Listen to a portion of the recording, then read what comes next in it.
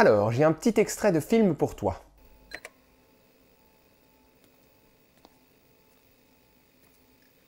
Auriez-vous par hasard projeté d'avoir des dinosaures dans votre parc à dinosaures, hein? Eh oh! Eh oh! Alors oui? Je crois que je hais cet homme. Ah, j'adore cette réplique.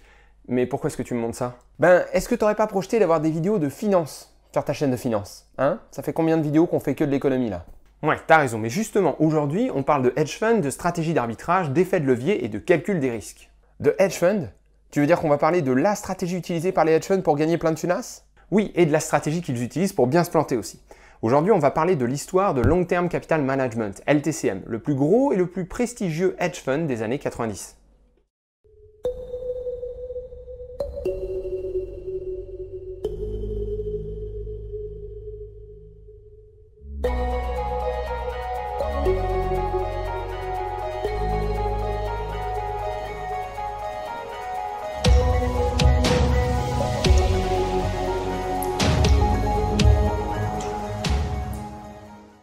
Comme d'habitude, on commence par une vidéo explicative de certains concepts avant d'attaquer l'histoire de LTCM. On commence par l'arbitrage, la stratégie de la méga tunasse. Ouais, alors je te conseille de revoir tes attentes à la baisse quand même, tu risques d'être déçu.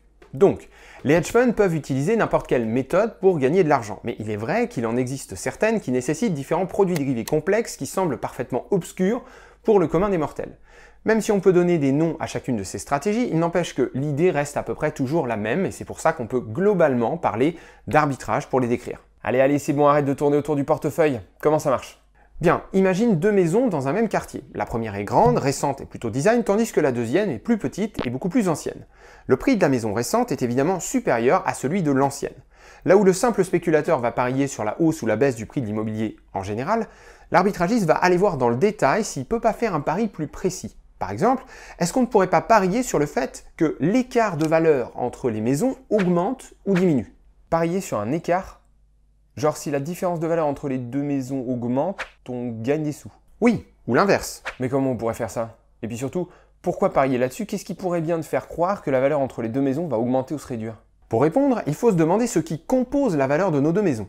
Alors, il ne s'agit que d'un exemple, on pourrait trouver beaucoup d'autres variables, mais admettons que l'analyse nous révèle que la valeur de ces deux maisons est composée de deux variables uniquement, le quartier et le design. Donc là, tu es en train de me dire qu'en faisant une analyse, on pourrait réussir à décomposer la valeur des deux maisons selon ces deux critères. Comme s'il y avait la valeur de design ajoutée à la valeur de quartier qui permettrait de donner la valeur totale de la maison. Exactement, on décompose la valeur des deux maisons. Mais c'est pas possible de savoir ça en vrai. Effectivement, en immobilier, c'est pas évident, voire même c'est carrément impossible. Ça repose sur trop de critères arbitraires, mais pour certains produits financiers, notamment les produits dérivés et les produits obligataires, la distinction entre les différentes valeurs est très nette. Mais pour le moment, imaginons que l'on arrive à faire cette distinction pour ces deux maisons et que l'on obtienne les valeurs suivantes. Ici, puisque les deux maisons sont dans le même quartier, seule la valeur design peut expliquer la différence de prix. Ah bah non, la valeur quartier n'est pas la même, 100 pour la maison récente et 50 pour la vieille. Oui, c'est lié à la taille des deux maisons qui n'est pas la même. Grâce à la valeur quartier qui nous sert de référence, on est capable de comprendre que théoriquement, s'il n'y avait pas de valeur design, deux vieilles maisons vaudraient la même chose qu'une maison récente. En réalité, sur les marchés financiers, ce travail qui consiste à trouver la valeur de référence pour savoir combien de produits financiers B doivent être comparés avec un seul produit financier A n'est pas du tout évident. Il nécessite de faire appel à des modèles mathématiques complexes qui donnent des approximations plus que des vérités absolues. Mais bref, maintenant qu'on sait qu'il faut comparer deux vieilles maisons avec une nouvelle maison, on peut voir qu'il y a une différence de valeur design de 40 entre les deux. Ouais, et alors? Eh bien, si la valeur quartier va forcément rester la même pour nos deux maisons, ne peut-on pas parier sur la direction que la valeur design va prendre? Je vois pas pourquoi tu voudrais parier sur la valeur design plus que sur la valeur quartier. Bah, la maison neuve est tendance aujourd'hui, sa valeur design est très élevée, mais d'ici quelques années, elle va se démoder. Donc la valeur design va descendre, alors que la vieille maison, comme elle est déjà vieille, sa valeur design doit être probablement déjà au minimum. C'est un peu tiré par les cheveux, mais ça se tient. Est-ce qu'on ne pourrait pas parier que l'écart entre les deux valeurs design va se réduire, qu'il va passer sous la barre des 40? Eh, c'est pas con, mais je vois pas comment est-ce que tu pourrais parier là-dessus en fait. Notre idée, c'est que la valeur design de la maison récente baisse. On va donc parier à la baisse sur la valeur de cette maison. Pour ce faire, on va emprunter la maison à son propriétaire pour ensuite pouvoir la vendre. Emprunter la maison à son proprio pour la vendre? Non mais là, t'as pété les plombs. Je te parle de maison pour que ce soit plus lisible, mais ce genre de stratégie est utilisé pour des produits financiers qui sont tous les mêmes.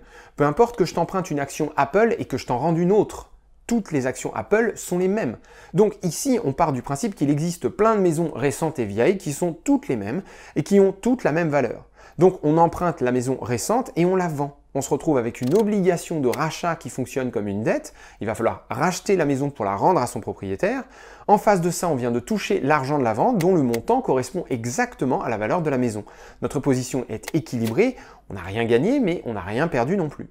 Ok, mais là, si le quartier de la baraque est super à la mode, la maison risque de prendre de la valeur. Je veux dire, on pourrait très bien avoir la valeur quartier qui prend 20% alors que la valeur design en perd 10%. À ce moment-là, notre position serait plus à l'équilibre et on perdrait de la thune. Alors que pourtant la valeur design serait bien allée dans le bon sens. Et c'est pour ça qu'il nous faut un hedge, une protection contre les variations de valeur quartier, celles qui ne nous intéressent pas. Et pour ce faire, il suffit d'acheter 2 vieilles maisons. Comme ça, tout ce qu'on perd d'un côté sur la valeur quartier, on va le gagner de l'autre. Seules les variations de la valeur design vont nous faire gagner ou perdre de l'argent. Ah bah oui, c'est logique. On peut prendre un exemple quand même juste pour être sûr?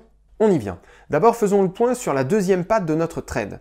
Nous devons investir de notre poche 180 pour acheter les 2 maisons. On se retrouve donc avec 180 d'argent en moins sur notre compte, mais avec 2 maisons qui valent 180. Ici encore, on n'a rien gagné, mais on n'a rien perdu non plus. Pourquoi on n'utiliserait pas les 220 d'argent qu'on a obtenus en vendant la maison récente? Ça éviterait d'utiliser l'argent qui est sur notre compte, non? Alors c'est bien vu, mais c'est pas possible. C'est une histoire de collatéral. En réalité, les 220 sont déjà utilisés pour autre chose et on peut pas s'en servir. Mais on verra ça dans l'histoire de LTCM. Donc, que se passe-t-il maintenant que la valeur des maisons a bougé? Tu peux voir que la valeur quartier a largement décollé. Ouais, putain, multiplié par 2, on aurait dû parier là-dessus. Oui, mais notre analyse de départ nous a pas permis de prévoir quoi que ce soit quant à cette valeur-là. On a parié sur ce qui nous semblait sensé d'après les données dont on disposait. Ok, ouais, donc, est-ce qu'on a bien gagné de l'argent là? Sur la première patte du trade, on doit désormais racheter une maison qui coûte 300, tandis que l'on dispose toujours de 220 de trésorerie. Donc le résultat est négatif, on perd 80. En revanche, sur la deuxième patte, les 2 maisons que l'on possède valent désormais 276, pour un investissement initial de 180, soit un gain de 96. Résultat des courses, on a gagné 16.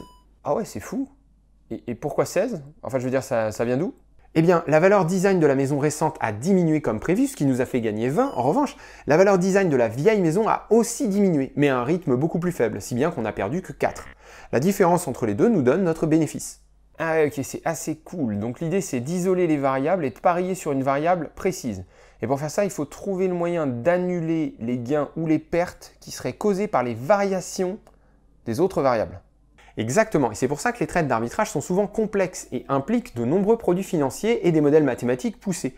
Imagine si on avait eu une variable supplémentaire dans notre maison récente, la variable baie vitrée par exemple, absente des maisons anciennes. Comment est-ce qu'on aurait pu se protéger contre les variations de cette variable-là? Ah ouais... Il aurait fallu trouver une autre maison avec des baies vitrées, mais on n'aurait peut-être pas eu une valeur design aussi faible que pour la vieille maison. Bref, réussir à trouver des produits financiers qui bougent dans le même sens et dans les mêmes proportions pour isoler des variables, c'est pas simple.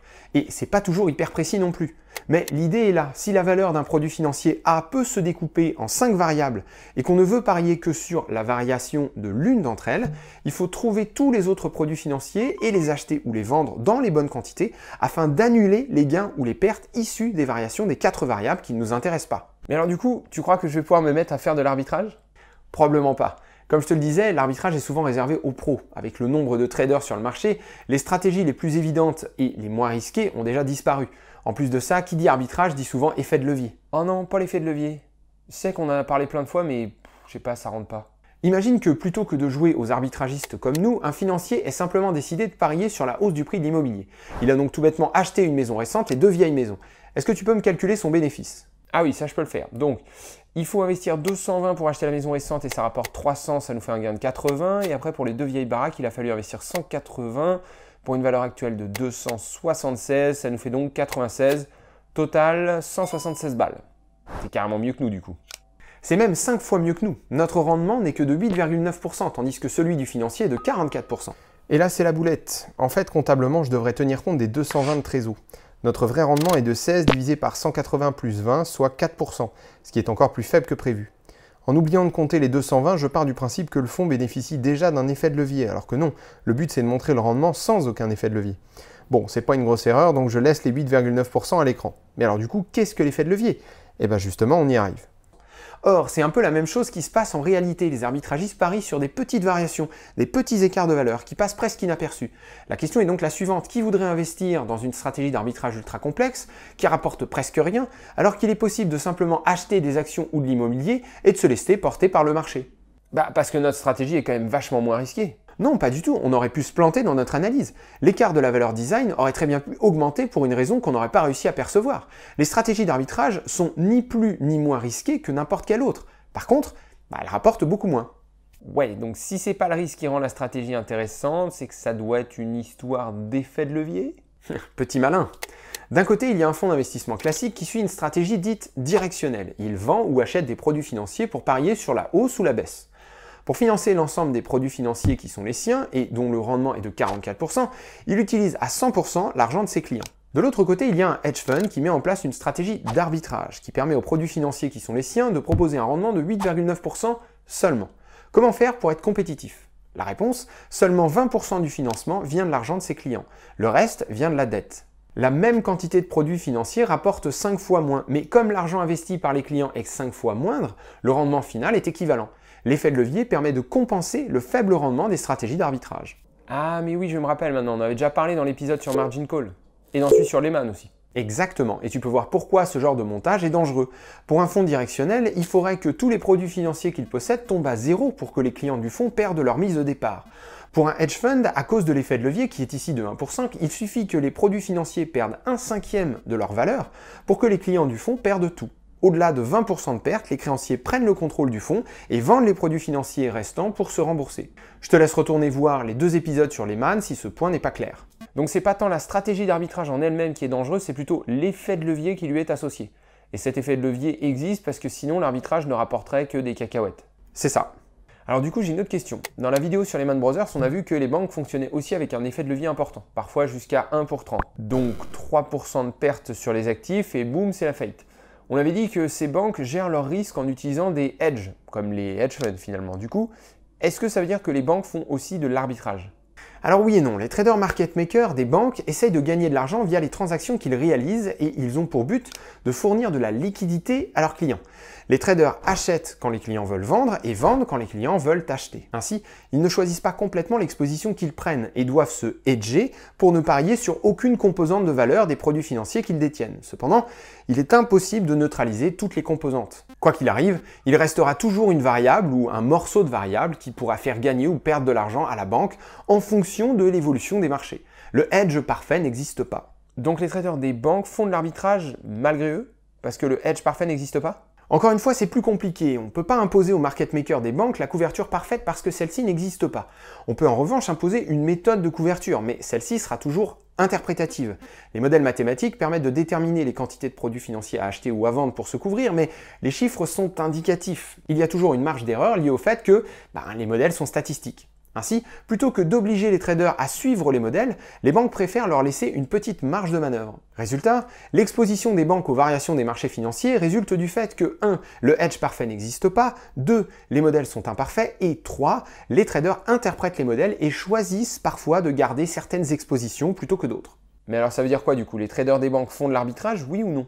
Oui, toujours, puisque le hedge parfait n'existe pas. Mais contrairement aux hedge funds qui choisissent précisément ce sur quoi ils veulent parier, les choix d'arbitrage des banques sont moins précis. Ça dépend de ce que font les clients, de ce qu'ils achètent et de ce qu'ils vendent à la banque. Ça dépend de la précision des modèles et ça dépend aussi des choix des traders market makers. Eh ben, tu parles d'un merdier. Bon alors ok, je pense que je comprends. Les banques font de l'arbitrage par défaut et essayent d'exploiter leurs mains en fonction de ce qu'on leur donne, tandis que les hedge funds, clients de la banque, eux peuvent choisir précisément la stratégie d'arbitrage qu'ils veulent mener. Voilà, bon, c'est encore plus compliqué parce que les banques ne sont pas obligées non plus de toujours acheter ce que les clients veulent vendre et inversement, mais on va enchaîner parce que sinon on n'en sortira jamais. Donc, la question qui se pose ensuite est comment faire en sorte qu'un hedge fund avec un fort effet de levier ne fasse pas faillite? Puisqu'une perte de quelques pourcents peut entraîner la perte de tout l'argent investi par les clients du fonds, comment s'assurer que cela n'arrivera pas? Grâce à des stats?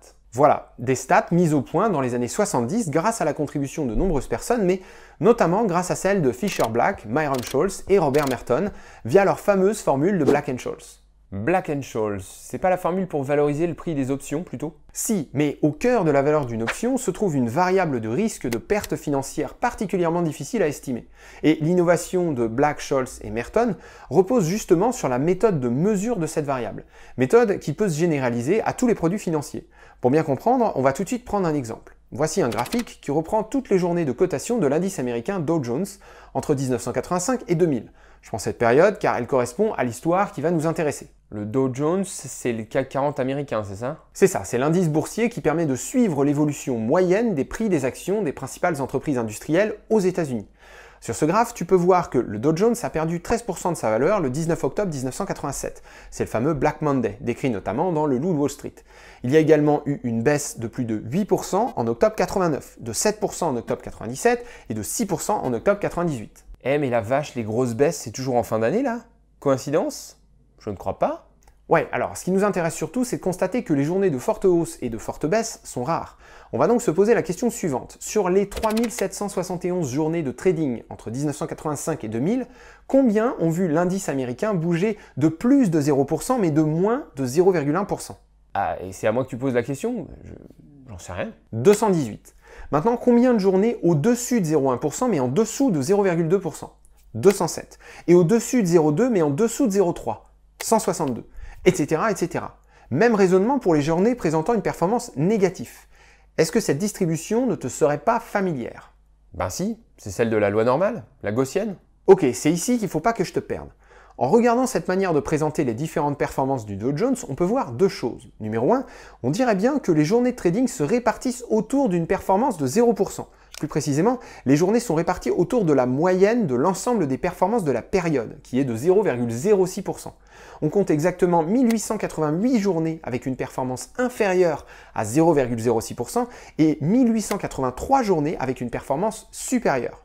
Ok, donc soit ça tombe à droite, soit ça tombe à gauche de 0,06%, et comme il y a le même nombre de journées des deux côtés, ça veut dire qu'il y a autant de chances que ça tombe d'un côté que de l'autre.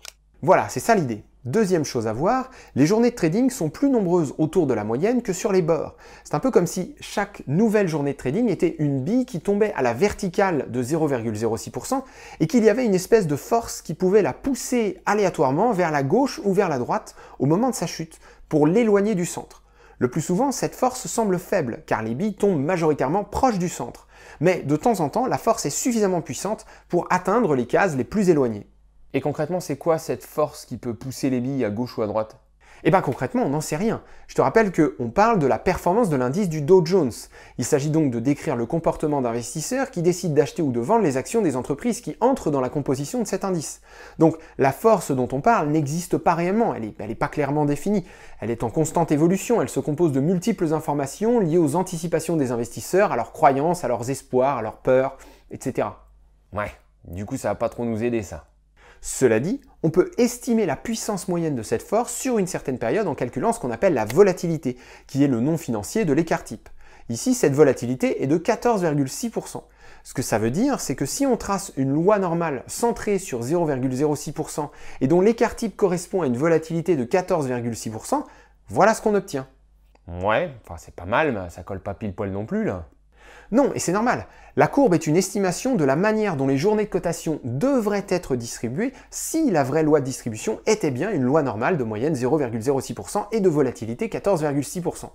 D'ailleurs, pour que tu perçoives bien le rôle de la volatilité dans toute cette histoire, voilà la distribution sur la même période des performances journalières de l'action IBM. On voit bien le même genre de distribution en cloche, mais avec une forme plus écrasée. Les billes sont tombées plus loin du centre que le Dow Jones. Et c'est normal parce que la volatilité de l'action IBM sur cette période était de 26,8%, soit plus de 12 points de plus que le Dow Jones. Et si j'affiche la loi normale supposée décrire la distribution des performances journalières de l'action IBM, on voit bien que la courbe est aussi plus aplatie que celle du Dow Jones. Ok, ouais, je vois. Plus il y a de volatilité, plus les billes peuvent tomber loin du centre et du coup, plus c'est risqué. Oui, c'est comme ça que les marchés financiers raisonnent. La distribution normale suppose que chaque journée peut tomber à droite ou à gauche de la moyenne avec une probabilité égale, 50-50, et ensuite c'est la force de la volatilité qui pousse les billes plus ou moins loin. Et attention, hypothèse très importante, chaque nouvelle bille est indépendante de la précédente. La distribution en cloche suppose que les marchés financiers n'ont aucune mémoire. C'est pas parce que la performance d'aujourd'hui est fortement négative que la performance de demain a plus de chances d'être également négative ou de forte ampleur. Chaque nouvelle journée est indépendante des autres. Chacune porte une performance dont la probabilité d'apparition n'est absolument pas corrélée avec les journées précédentes. Comme pour pile ou face en fait. C'est pas parce que j'ai fait pile 3 fois de suite que j'ai plus de chances de faire pile ou face au 4e lancer. C'est exactement ça. D'accord, ok, mais alors là on voit bien que tes gaussiennes, elles décrivent approximativement la distribution, mais c'est quand même pas hyper précis. Enfin, ce que je veux dire c'est que qu'est-ce qu'on s'en fout que ça ressemble à une loi normale si c'en est pas vraiment une? Eh bien, ça va nous être utile pour faire des prédictions par rapport au risque. Mettons que l'on s'intéresse à la probabilité de voir apparaître une journée de cotation portant une performance inférieure à moins 1,5%. Il suffit de compter le nombre de journées tombées sous ce seuil pour obtenir la probabilité d'occurrence d'une telle performance. Les vraies données me disent qu'il y a eu 171 journées portant une performance inférieure à moins 1,5% sur 3771, soit 4,5% de chance que la prochaine journée de cotation porte le même genre de performance. La loi normale me donne une information similaire, avec en théorie 173 journées sur 3771 à gauche de ce point, soit une probabilité très proche de 4,5%. Ok, mais là tu supposes que la forme de la distribution va jamais changer, que les nouvelles billes vont pas tomber de manière différente que les précédentes. Alors oui, le problème du modèle, c'est qu'on se base sur le passé pour prédire l'avenir, mais non, on ne suppose pas vraiment que la distribution ne peut pas changer. On va y arriver. Pour en revenir à mes calculs, on parle de value at risk. Les deux courbes disent qu'on a 4,5% de chance que la prochaine journée de cotation porte une performance inférieure à moins 1,5%, et donc que l'on a 95,5% de chance qu'elle porte une performance supérieure. Mais on pourrait faire des tas d'autres calculs. Par exemple, la VAR 99 est de moins 2,1% selon la distribution normale et de moins 2,5% selon la distribution historique. Donc on a 1% de chance que la performance de la prochaine journée de cotation soit inférieure à moins 2,1% selon la distribution normale, à moins 2,5% selon la distribution historique. Ok, j'ai un petit peu mal au crâne mais je capte. Est-ce qu'il ne faudrait pas toujours prendre la distribution historique ? Pourquoi utiliser la loi normale si on peut se servir des vraies données? Alors, tu as déjà mis le doigt dessus, mais un petit rappel ne fait pas de mal. En utilisant la VAR, tu supposes que la distribution historique est une forme de distribution normale. Tu supposes que chaque journée de cotation est indépendante et qu'elle peut tomber avec une probabilité égale à droite ou à gauche de la moyenne. Sans cette hypothèse de départ, les histoires de VAR n'ont aucun sens et ne peuvent pas être utilisées. Ensuite, il faut bien garder à l'esprit que chaque nouvelle journée de cotation apporte son lot de nouvelles informations. Chaque nouvelle performance, chaque nouvelle bille qui tombe transforme la distribution historique. Elle change également la performance moyenne et la volatilité, ce qui modifie la distribution normale. Autrement dit, puisque l'idée est de calculer un risque qui nous tombera peut-être dessus dans le futur, la bonne question est quelle est la distribution la plus pertinente pour se prémunir d'un risque de perte future? La distribution historique va-t-elle évoluer pour ressembler à la distribution normale ou est-ce que ce sera l'inverse? Ou aucun des deux d'ailleurs. Or, il est possible d'argumenter que la distribution historique telle qu'elle sera dans l'avenir devrait tendre à ressembler à la distribution normale. Ah bon? Pourquoi? Parce que les marchés financiers auraient tendance à devenir de plus en plus efficients et donc à supprimer les risques. On en parlera plus tard. Donc pour terminer, la VAR se calcule sur une journée, comme on vient de le faire, mais elle se calcule aussi sur plusieurs journées. On peut poser aux équations la question suivante. Sur 10 journées consécutives et avec une certitude de 99%, voire 99,9%, quelles sont les pires performances auxquelles on doit s'attendre si on a tout misé sur la hausse du Dow Jones? Encore une fois, les deux distributions vont donner des résultats différents, mais il faut bien comprendre que ces données sont cruciales. Pourquoi? Eh bien, rappelle-toi, les hedge funds et les banques ont peu de capital et beaucoup de dettes. Sur l'ensemble des produits financiers qu'ils possèdent, ils ne peuvent pas se permettre de faire des performances trop négatives, sans quoi ils devraient déposer le bilan. La VAR 99.9 sur 10 jours permet d'imaginer un scénario très extrême, dont la probabilité d'occurrence est de 0,1% et qui estime les pertes liées à la pire distribution imaginable de 10 journées consécutives. Donc je reformule pour être sûr, on imagine un scénario de merde dont la probabilité d'occurrence est de 0,1%, ce scénario est composé de 10 journées pourries, combien de tunas nous fait perdre ce scénario? Et on appelle la réponse à cette question la VAR 99.9. C'est ça. Ici, comme tu peux le constater avec mes deux distributions, on obtient des pertes moyennes de 2,8% et de 6,9%. Ce qui veut dire que si notre fonds d'investissement fonctionne avec un levier de 1 sur 5, 20% de capital pour 100% de produits financiers investis dans le sens de la hausse du Dow Jones, on peut dire avec une certitude de 99,9% que sur 10 journées d'affilée, vraiment moisies, On ne devrait pas perdre plus de 2,8 voire 6,9% en fonction de la distribution qu'on utilise. Mais pourquoi 10 jours du coup? Pourquoi pas 30 jours ou 90 jours? On pourrait calculer le risque sur 30 jours, 3 mois ou même 1 an. Mais la notion la plus importante est probablement celle qui s'intéresse à du court terme, parce qu'elle ne laisse pas le temps aux financiers de réagir.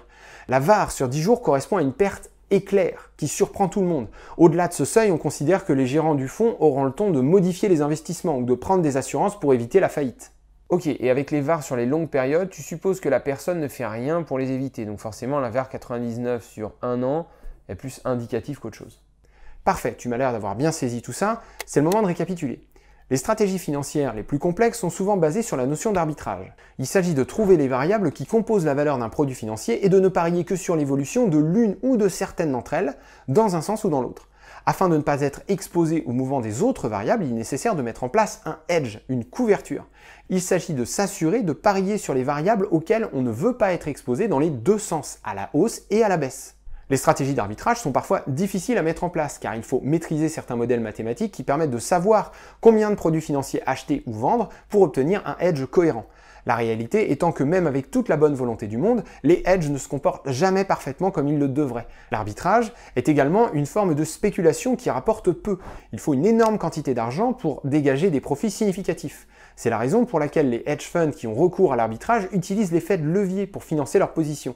Il s'agit d'utiliser une grande quantité de dettes pour acheter et vendre les produits financiers qui vont composer le portefeuille du fonds. On utilise en général le ratio de la quantité d'argent provenant des clients du fonds, les fonds propres, par rapport à la somme de la valeur de tous les produits financiers en portefeuille pour décrire le niveau de levier. 1 pour 5, 1 pour 10, 1 pour 20, 1 pour 30. Plus l'effet de levier est important, plus le niveau de perte que le fonds peut encaisser avant de faire faillite est faible. Ainsi, les entreprises financières ayant recours à l'effet de levier, banques et hedge funds, doivent consacrer beaucoup d'attention à la gestion des risques de perte. La méthode la plus couramment utilisée est celle de la value at risk, la VaR. Parce que sur les marchés financiers, la distribution des performances des différents actifs ressemble à une loi normale, les financiers partent du principe que chaque nouvelle journée de cotation porte une performance aléatoirement positive ou négative, qui a plus ou moins de chances de s'écarter de la moyenne selon que la volatilité est importante. La VaR permet alors de calculer la probabilité d'occurrence de certaines performances négatives selon un certain degré de confiance. La VaR 99, un jour, nous donne la plus mauvaise performance attendue sur une seule journée, avec un degré de confiance de 99%. La VaR 99.9, 10 jours, nous donne la pire performance attendue après 10 jours consécutifs de cotation et avec un degré de certitude de 99,9%. Il est important de bien se rappeler des hypothèses faites pour que de tels calculs aient une quelconque valeur, et notamment les deux principales hypothèses qui sont chaque nouvelle journée de cotation est porteuse d'une performance aléatoire centrée sur la moyenne des performances passées, et la performance d'une journée en particulier est totalement indépendante des performances des journées qui l'ont précédée. Les marchés n'ont pas de mémoire. Merci d'avoir suivi ce premier épisode technique sur l'arbitrage. La série de vidéos qui va suivre est consacrée à l'histoire du hedge fund LTCM. Comme vous pourrez le constater, c'est assez long, mais j'espère que vous arriverez à aller jusqu'au bout et que vous apprécierez.